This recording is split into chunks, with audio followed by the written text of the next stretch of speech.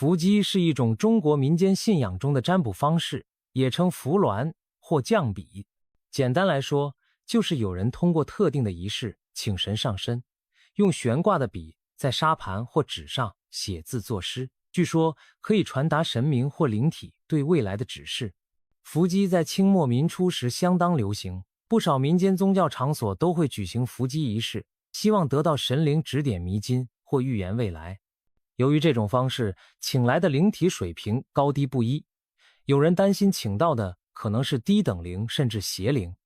因此伏击既充满神秘色彩，也被部分人视为迷信。然而在传统社会，许多人对伏击预言深信不疑，认为其中蕴含天机。今天我们就来聊一则近年在两岸三地引发关注的伏击预言，关于青天白日旗回归南京的传奇预言。所谓青天白日旗回归南京的预言，其实出自一首100年前的伏击预言诗。据传清朝光绪30年正月初七，北京西山碧云寺附近的居士高敬涵举行伏击，请来了一位自称隋朝不虚大师的高僧灵体。这位不虚大师降机后留下了一组预言诗，预言从清朝末代皇帝开始，后100余年间中国将发生的一系列大事。这组诗总共有12首，内容涵盖了近代中国的重要历史节点，因此又被称为不虚大师100年预言。在预言诗的最后几首里，不虚大师提到了有关两岸局势的预言，其中就包括被解读为青天白日旗回到南京城的情景。这里需要解释的是，青天白日旗指的就是中华民国的国旗，南京则是中华民国在大陆时期的首都所在地。1949年之后，国民政府迁至台湾，南京由中华人民共和国掌控，因此青天白日旗回归南京，字面意思就是台湾所使用的中华民国国旗重新在南京升起，这隐喻着两岸局势逆转，中华民国政权重新主政大陆。这种预言无疑带有极强的政治象征意义。值得一提的是，不虚大师预言诗的来源虽然广为流传，但在正史中没有明确记载。更有怀疑者指出，这些诗篇是否真的是1904年伏击降下，还是后来民间根据历史编纂出来再倒推附会，目前并无硬证据。换句话说，它的真实性和作者身份并不明确，可能只是民间传奇。但由于诗中的内容与此后一系列重大历史事件高度契合，这组预言在民间被奉为中国近代史上最准的预言之一，吸引了众多关注和研究。不虚大师留下的预言诗语言隐晦，多采用典故和谜语形式。不过经过后人的破解，人们发现前10多首诗几乎可以一一对应20世纪以来发生的历史事实。我们不妨择其要者，看看这些诗是如何预言历史的。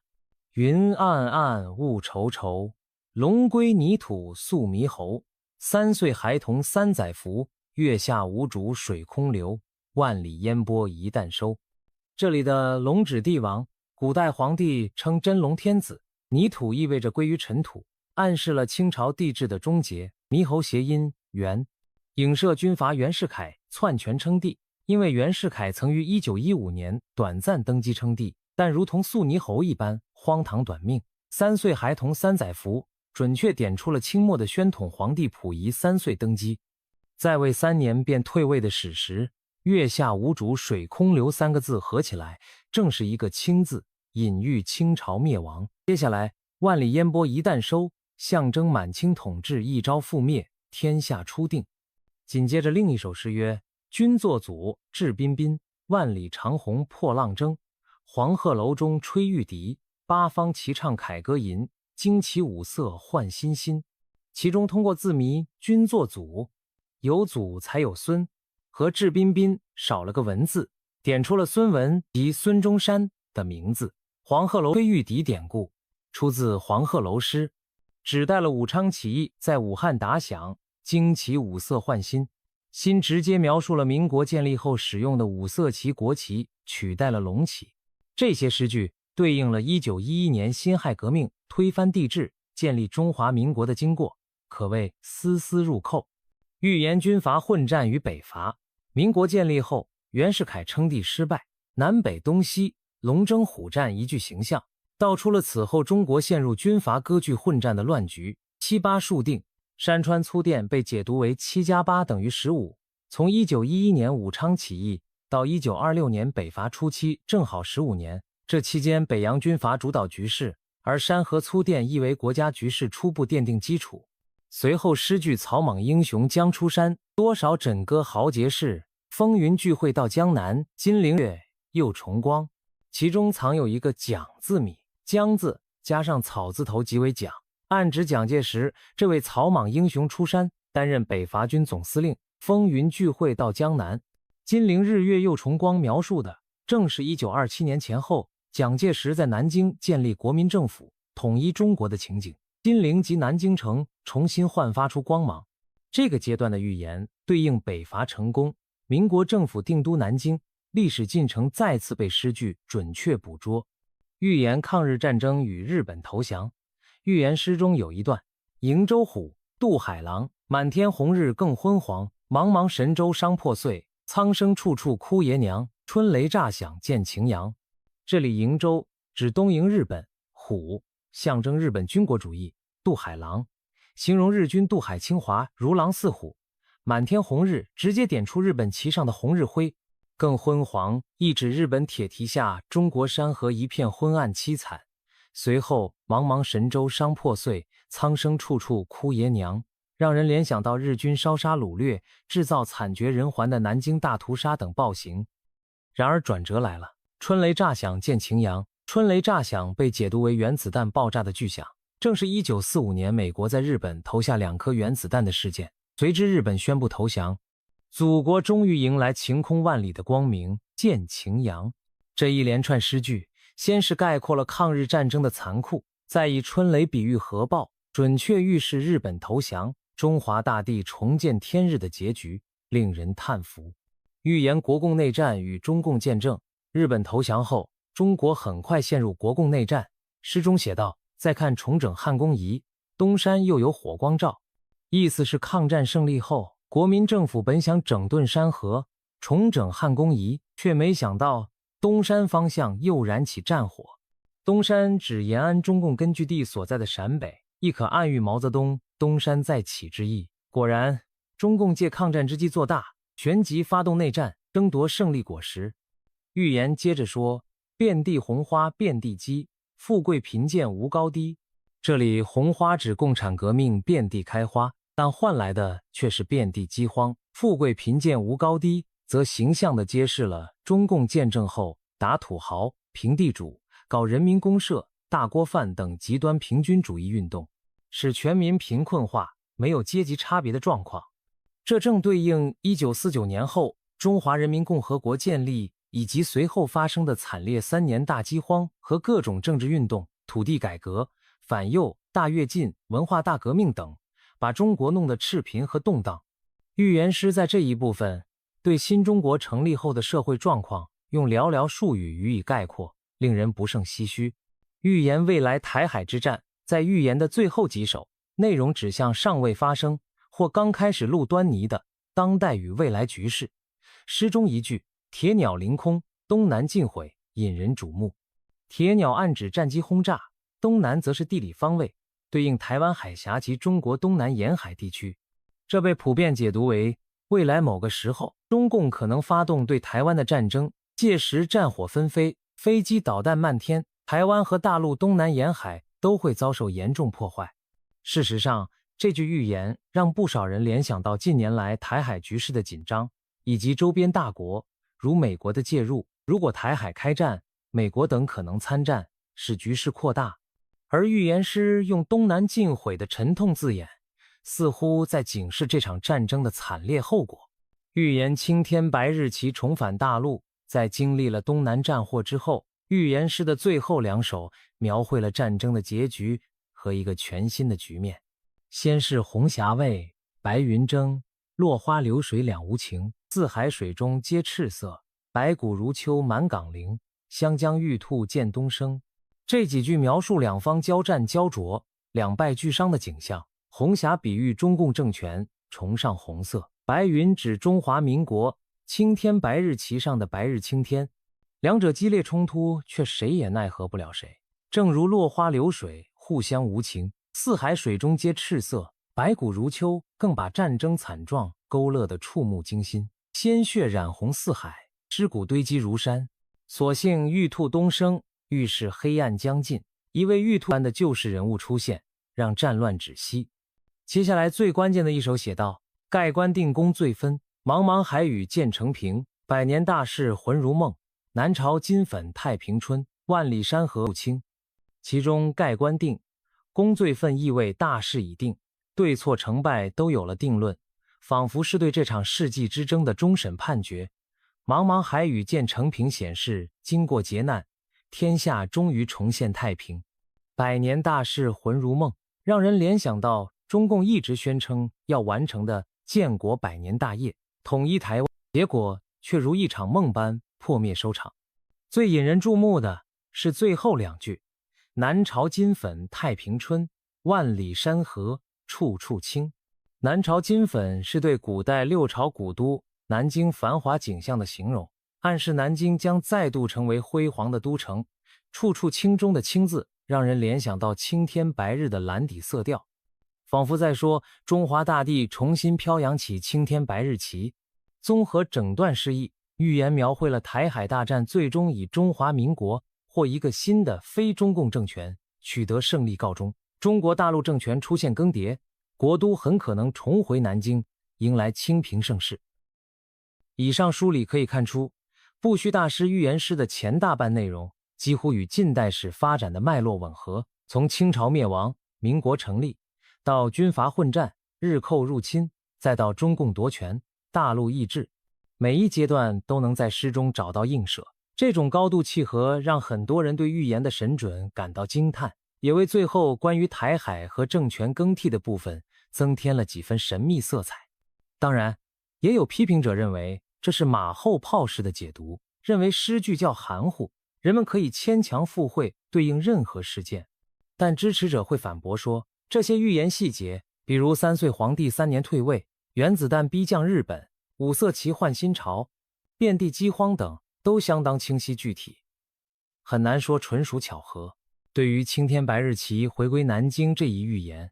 来自不同立场和背景的人有着不同的解读和反应。政治角度，在台湾和海外华人中，尤其是持反共立场的人士，往往对这个预言寄予某种期待，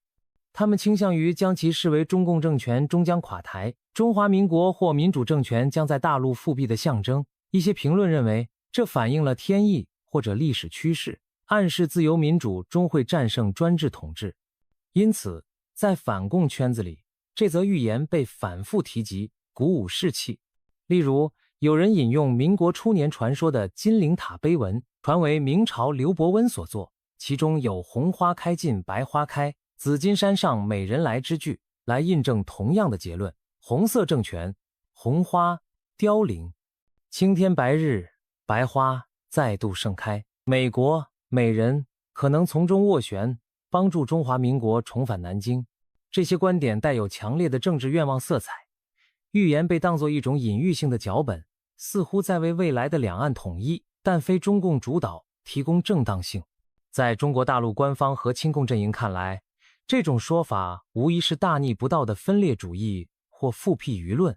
他们要么对这类民间预言嗤之以鼻，视为封建迷信，要么严加封锁讨论，防止其传播政治联想。从现实政治出发，大陆当局当然不会容许青天白日旗回南京的场景发生，他们甚至视这种言论为挑衅和威胁。因此，这则预言在政治上是非常敏感的，支持者视其为对未来的美好期许，反对者则视其为不得人心的幻想。历史文化角度，中国历史上流传过许多著名预言，唐代的推背图、明代刘伯温的烧饼歌等等。这些预言往往在朝代更替、社会巨变前夕流行，起到稳定民心或暗示天命的作用。从这个角度看，青天白日旗回归南京的预言延续了中国传统文化中兴亡有术、天命循环的思想。历朝历代，当一个政权腐败或行将就木时，民间常会出现所谓谶语预言，暗示新的秩序将取代旧的统治。这既是一种对时局的敏感反应，也寄托了人民对光明前景的向往。不虚大师预言诗若真出自清末，那正是清政府风雨飘摇、革命暗流汹涌之际，它的出现迎合了人们对未来变革的期待。在预言诗中，中共政权被描绘成带来遍地鸡的红色幽灵，最终逃不过盖棺定论；而中华民国作为正统，则虽退居一隅，但保有青天白日的道统，终将在天命眷顾下重现荣光。这种叙事实际上反映了一部分中国人内心深处对历史正统的认同和对因果报应的信念。即使中间经历波折，最后正义会战胜邪恶，民族将复兴。这与中国传统中的报应思想和改朝换代观念是一脉相承的。因此，从文化层面而言，该预言受关注，既因为其神奇之处，也因为它击中了历史情节和民族心理的某种脉络。民间信仰角度，作为一则伏击预言，本身就带有浓厚的民间宗教色彩。相信预言的人多半也相信冥冥之中自有定数，认为神灵通过不虚大师点化世人。有人把这首诗看作上天对世人的警示，既警告世人大战将至，需要做好准备，也昭示最终光明会降临。但也有理性一些的信徒认为，即使预言再准确，人也不能袖手等待，而要顺应天意，积德行善，才能迎来好结果。另一方面，持怀疑态度的人觉得伏击出来的内容未必可靠，他们指出伏击请先意招惹不干净的东西，所谓预言未必来自高层次的神灵，可能只是碰巧蒙对一些历史而已。在现代科学观念下，越来越多人倾向于将这种预言视为一种民俗现象，觉得可以当故事听听，但不宜全信。甚至有阴谋论者猜测，这预言诗会不会是当年某些反清或反共人士故意编造，用来动员人心的舆论武器？毕竟预言如果让人坚信不疑，可能影响人的选择和行动。但无论如何，在民间信仰领域，许多人乐于从这种传说预言中寻找精神寄托。一些长者可能嘴上不说，心里却默默希望真的有天意助中华民族走出乱局。这种心理和古人夜观天象、占卜吉凶其实异曲同工，都是希望透过超自然的启示获得对未知的掌控感。青天白日旗回归的多重含义，即便相信预言的人对青天白日旗回到南京也有不同理解。